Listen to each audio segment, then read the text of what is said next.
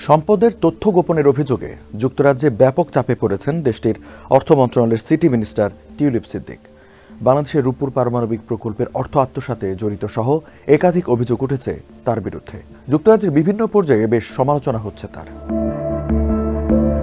এরই মধ্যে টিউলিপের মা এবং শেখ হাসিনার ছোট বোন শেখ রেহানার বর্তমান অবস্থান নিয়ে প্রতিবেদন প্রকাশ করেছে ব্রিটিশ সংবাদ মাধ্যম ডেইলি মেল।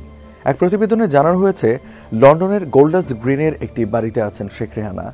এজন্য কোনো ধরনের ভাড়া পরিশোধ করতে হচ্ছে না তাকে।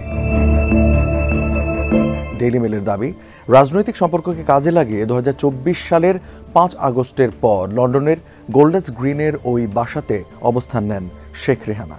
তিনি এখনও সেই বাড়িতে অবস্থান করছেন। আর বাড়িটির মালিক ক্ষমতাচ্যুত প্রধানমন্ত্রী শেখ হাসিনার বেসরকারি শিল্প ও বিনিয়োগ বিষয়ক উপদেষ্টা সালমান এফ রহমানের ছেলে এবং টিউলিপের পারিবারিক বন্ধু শায়ান ফজলুর রহমান।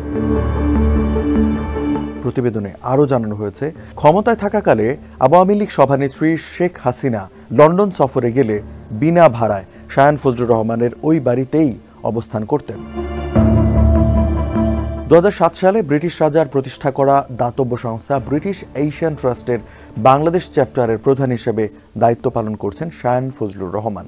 সালমান এফ রহমানের পারিবারিক প্রতিষ্ঠান বেক্সিমকো গ্রুপের প্রধান নির্বাহী কর্মকর্তা ছিলেন তিনি। বাংলাদেশ প্রিমিয়ার লিগ বিপিএল এর ফ্র্যাঞ্চাইজি ঢাকা ডায়নামার্সের সঙ্গেও সম্পৃক্ততা ছিল তার।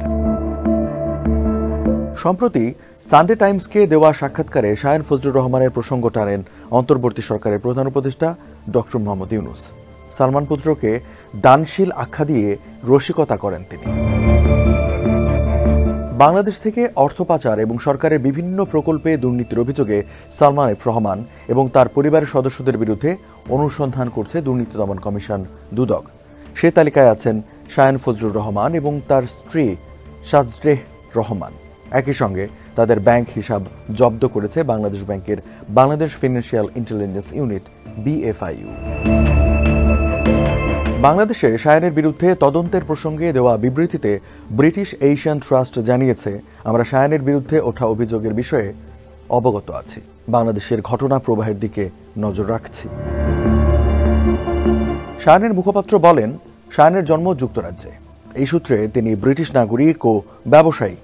তিনি কিংবা তার স্ত্রী কখনোই কোনো অপরাধে যুক্ত হননি।